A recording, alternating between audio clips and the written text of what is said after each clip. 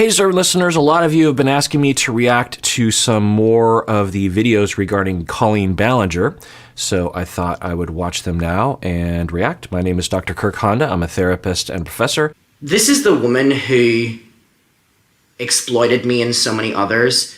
This is the woman who we sent back and forth Trisha Paytas's nudes for funsies whenever I was like 15. Okay, so this first video is from Adam Mcintyre, and he has been outspoken for years now about Colleen Ballinger and her behavior behind the scenes. And from my understanding is that Adam Mcintyre, as a child, as a young teen, was a fan of Colleen Ballinger and was sucked into her world through DMs and other kinds of interactions with Colleen Ballinger behind the scenes. And then from my understanding, eventually she was exploiting him as a young person, as a minor, to do essentially work on social media. And at the time, he was very flattered or honored to do that work. But he claims later, once he realized what had been happening to him, was that he was being groomed and harmed, not only just exploited for labor, but also harmed in sexual ways, exposed to sexual material or propositioned and this sort of thing. Exploited me and so many others. This is the woman who we sent back and forth Trisha Paytas's nudes for funsies whenever I... If that is true, then that is, I believe, a crime. I'm not fully up to date on every statute, and of course it varies by jurisdiction, but at the very least it should be illegal to send nude pictures to a minor. I think that's pretty obvious that that is wrong, both morally and should be legally wrong as well. So if that is true, then yikes. I was like 15. This is the woman that told me about her sex life when I was like 15, 14. So when you see this innocent woman... Sex life, I wouldn't be surprised given other allegations. So there's a few things I want to say. One is that I want to apologize for my previous video, the one from last week about Colleen Ballinger, because in the middle of the video somewhere, I was talking about an event that I misremembered.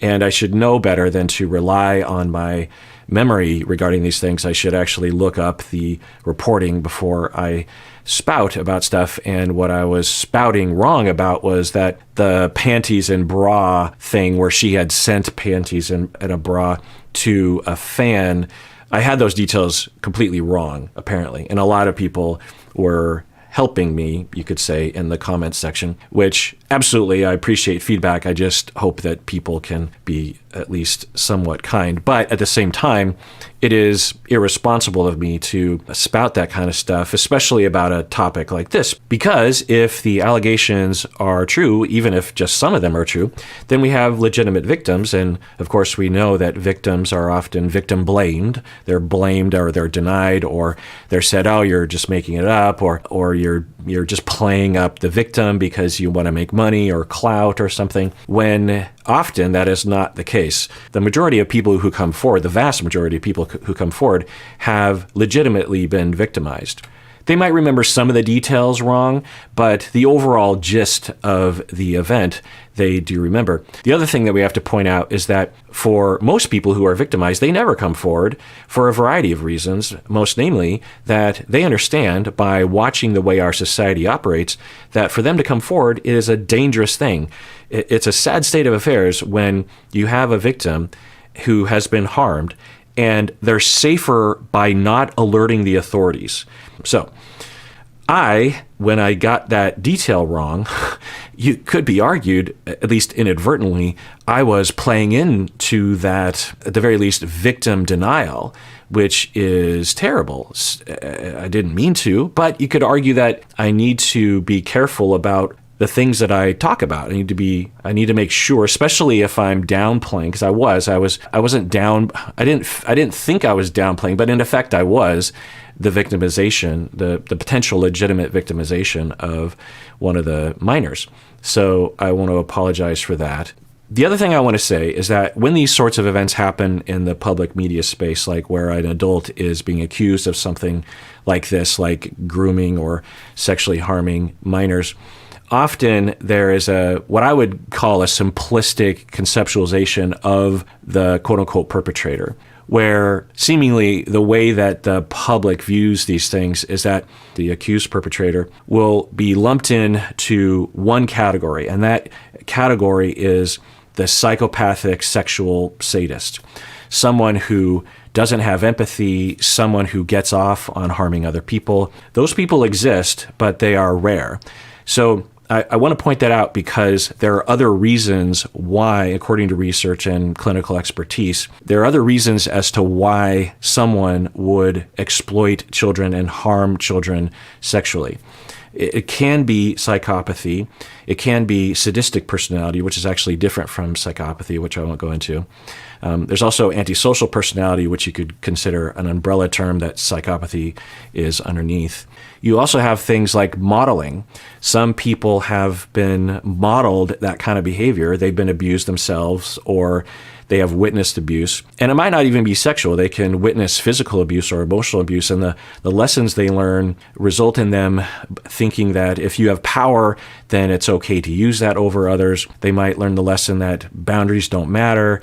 They might learn the lesson that this is how you connect with people, is through exploitation, because that was what was happening to them. Now, I want to be clear that if someone is victimized that way, they don't all grow up to become perpetrators. That idea has become way too prominent in society. The vast majority of people who have been harmed sexually do not grow up to become perpetrators themselves. But for many people who are perpetrators, they were abused in this way when they were growing up. There are also other reasons why someone might harm a child sexually, why an adult might do that to a child.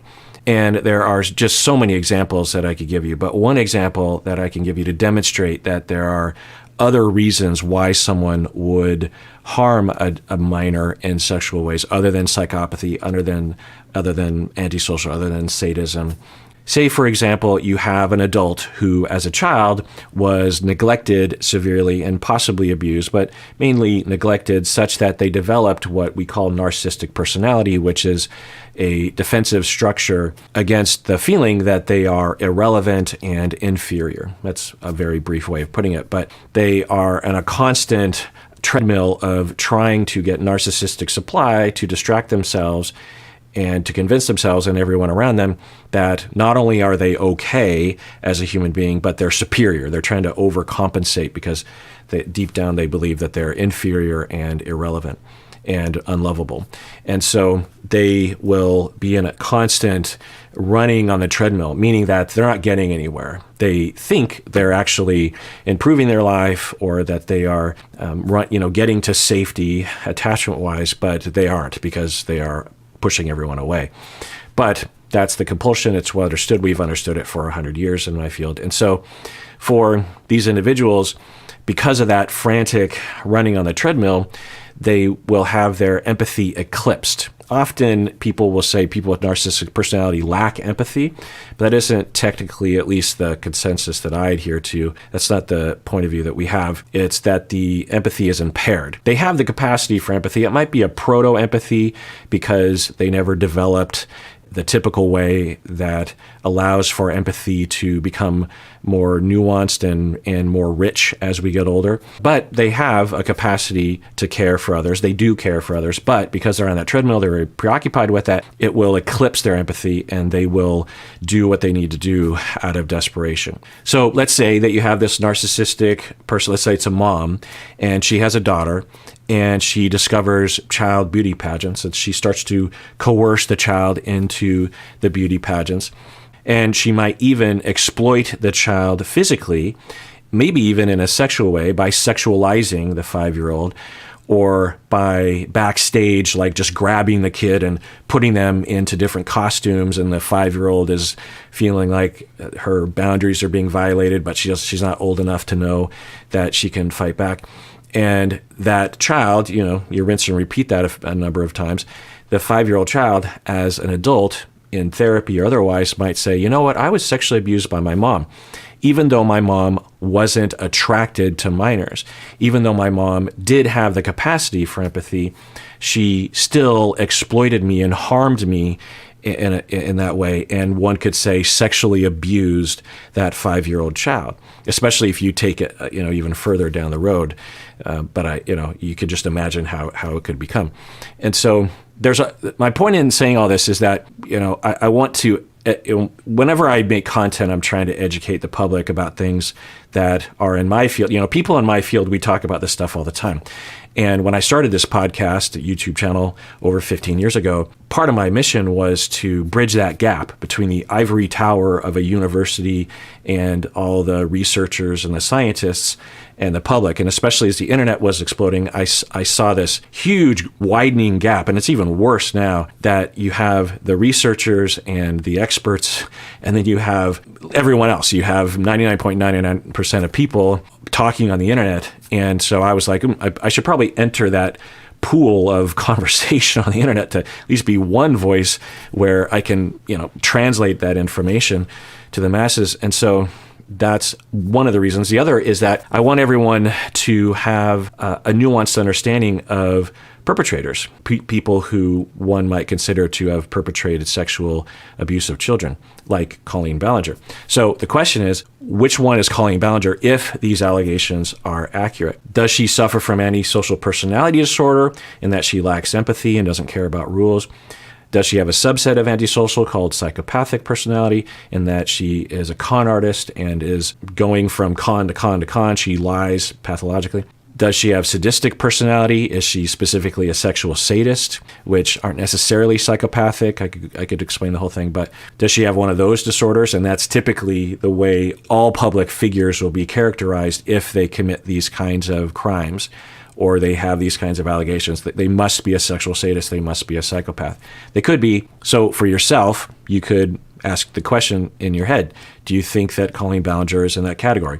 None of us would be able to answer that question, really, because we would have to assess her. So that's a possibility, but that's, at least anecdotally for me, rarer than the other causes. Like with Colleen Ballinger, it's possible. I'm not saying that this is the case. There's no evidence of this, but I could see a world in which you had someone like Colleen Ballinger who was making a lot of money from being a public celebrity, and part of her money-making machine was to interact through DMs with the customers, i.e. the children. And in all the interactions, one of the things that she found over time, trial and error, is that if she talks about silly things, she gets more interaction and thus more money. And then she starts to find that she can say sexual jokes at times and get even more people to react. Because it wasn't that long ago that I was 15, and there were a lot of silly 15-year-old sexual jokes that me and other 15-year-olds would say. So, it's possible that there were some jokes, although inappropriate and possibly harmful, she noticed that she got more of a response. And so either out of greed or her own narcissism, it fed that need for her, and it eclipsed her better judgment and possibly her empathy.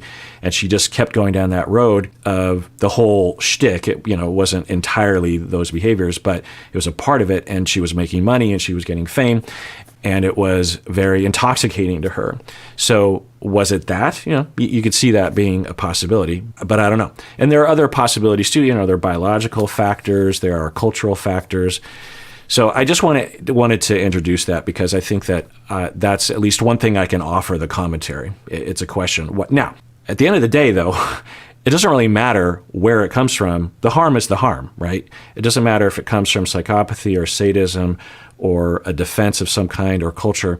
When you have victims, you have victims. And for those victims, for them to know where it comes from, it doesn't take away the fact that they were victimized, right? But if we do know the factors, then as clinicians and as a society, we have a path forward to address those factors such that we can reduce the victimization of children. Now, there are individuals who cannot be treated, and I've also had professional contact with those individuals, and there's nothing that can be done, and their freedoms need to be sanctioned such that they can't harm other people. Just know that that's what it is. And I'm not here to cry. I'm not here to get angry anymore. I'm just fed up. And listen, that's the information. You've all seen it on the internet. This is the woman who told me about her sex life. This is the woman who asked me about my dating and sex life. This is the woman who was asking me if I'm a virgin, what my favorite sexual positions are. Yeah, I've seen some of the text receipts from that, at least the alleged text receipts. And yeah, that's my understanding, is that she asked him if he was a virgin when he was, I think, 15 years old. In what universe is that okay to do? And especially when you think about the overall pattern, there's a lot of data pointing in the direction that Colleen Ballinger didn't just lack judgment. There's something going on there. You know, there was so many other options available to her other than the things that she did. And there's allegations about other people associated with Colleen, and that Colleen probably knew about those kinds of things. So yeah, it's possible that as things move forward, that there will be even more clarity to the comprehensiveness of the picture. Me getting something in the end would dangle little treats over my head so that I would do whatever she wanted. This is the woman that tried to get so deeply involved with my life and tried so desperately not to get my parents involved. This is the woman who, anytime I would meet up with her, wouldn't want my parents to be there. You've all seen the text messages when we were in Dublin and she freaked out at the thought of my parents joining us, and then abandoned me in Dublin whenever I was 15 years old. Yikes. Yeah, if that's accurate, it sounds accurate. Yikes. Why would that be a concern unless you know that you are doing things that are harmful to the child? I mean, we don't know. I guess there are other circumstances, but when you put all the pieces together, and there's no excuse for that. I can't imagine no, there's no excuse. I'm trying to think of a reason why an adult, particularly a YouTuber adult, would say to a child, make sure your parents are there. Yeah, yikes. And Adam has talked in the previous section of this video about how he and a lot of others have been through a lot of recovery, therapy and otherwise, to recover from what had happened years ago over the span of years. So that also says something. This is the woman that has done that. There's so much to say whenever it comes to Colleen Ballinger and her ability to completely evade who she actually is. This is the woman who is sitting here saying, if you're going to be a part of my journey, this is the same woman that bullied her fans with me. Yeah, I think Adam's thesis through this video is that he is saying, I don't understand why Colleen is still having followers. Why do people still watch her videos? Why does she still have subscribers? And why is she still making money? And in this latest video, Colleen seems to be saying, I'm coming back. And up until this point, if you're Adam, you might think, oh, well, Colleen Ballinger is done. She has been consequenced, at least to some extent, and she has been outed, and she will no longer be successful in media provision. But now that she's starting to come back, seemingly, and a lot of people are like, yay, Colleen Ballinger is back. And he's saying, what more do I need to do to convince everybody that Colleen Ballinger should not be paid attention to, that she should be severely consequenced? And I think there's a number of factors. One is that YouTube doesn't deplatform her. Why would they not deplatform her? So that's one factor. And when you have YouTube, this major corporation, and since our society is so oriented towards corporations, whether people admit that or not, then when a corporation endorses someone, which you could say that that's what they're doing, then people think, well, the allegations, maybe they're not that bad. Maybe YouTube has looked into it and I can continue to consume this product and not feel bad about myself. So I think that's one. I think another reason is that people are generally victim blaming. And so when a victim comes forward, there's just this default mode of like, oh, you're just doing this for money or clout or that kind of thing, which is horrific. Another factor, sadly, is that I have noticed a general discounting of children and teenagers across the board. I have witnessed this firsthand. I've witnessed it secondhand, where you have children who come forward and there's just a general reaction to children that is dismissive and, oh, you're making that up, whether it has to do with this sort of thing or anything. If a teenager has an opinion, if a teenager is alerting the parents or the teachers or someone of this like, hey, I think this needs to be changed, there's just this knee-jerk reaction, not always, but I've witnessed it. There's just a knee-jerk reaction of just like, shut up, you're a kid, you don't know what you're talking about, even when they do know what they're talking about. Now, certainly a lot of teens and kids don't know what they're talking about when they're saying things, but to just across the board dismiss children and teenagers is a bias that I believe is well researched. I don't have that in front of me, so I don't want to spout about that, but it's a problem. I think another factor is that humans, we tend to take the path of least resistance. We do this all the time throughout the day, little decisions, big decisions.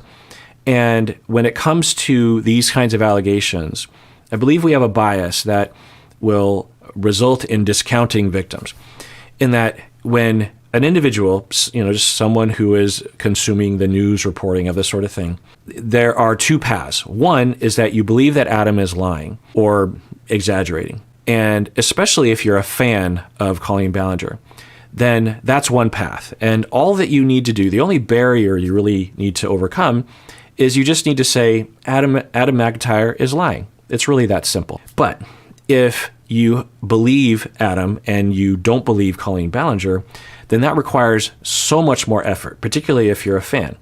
You have to reevaluate your entire narrative of the individual. Even if you're not a super fan of Colleen Ballinger, even if you're just a casual fan, you have to completely rework every single memory and every association, and everything you think of Colleen has to be flipped on its head, or at least highly modified. You also have to stop watching Colleen Ballinger.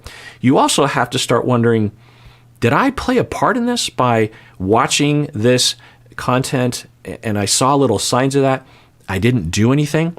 Well, that's a huge barrier. I now have to question, am I partially responsible for the victimization of children? Well, those are much bigger barriers than just discounting one individual that you don't really know. You can just say, Adam Mcintyre lying, moving on with my life. I think that's another reason why public figures can continue to get away with these sorts of things. This character that she's created, I witnessed it in the moment, but I was so close to her that I didn't care. I'm out of that now. I'm an adult now. And if I can tell anyone anything, be careful on who you support. If you want to be a part of this vlogging journey that she's a part of, go for it. Do it. Listen, it's your prerogative. You can watch and support who you want to watch and support. But all I can say is tread lightly when it comes to Colleen Ballinger, because her ability to completely shift the narrative is unlike anyone I have ever seen on this. Yeah, and that's another factor, is that the reason why we're even talking about Colleen Ballinger, the reason why she even had access to children is because she was very good at marketing, very good at controlling the narrative. And that's not necessarily a psychopathic thing. Anyone who is successful, whether it's George Clooney or Quentin Tarantino, I don't know why those two guys come to mind, or Ariana Grande, I don't know. You have to be at least somewhat savvy. And there's a lot of decisions that you have to make. There's a lot of things. Well, let's not put that out there in this interview. I should probably respond this way. You could argue it's manipulative, but it's also just being smart about your business or your brand or something. So I think that the same qualities that help someone to rise to that level of fame will help them to get out of these kinds of allegations, right? Social media platform.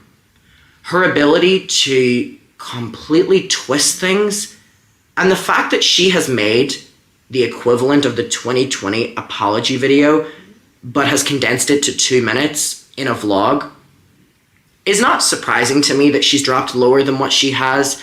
But it's just funny to hear her say how she's been on this journey of self-improving, and she's so embarrassed by the toxic gossip train. It's still up. She's still profiting from it. And she was literally hiring Prince Andrew, Armie Hammer's lawyer, to suppress the story. She was literally going around YouTubers this year calling me a liar.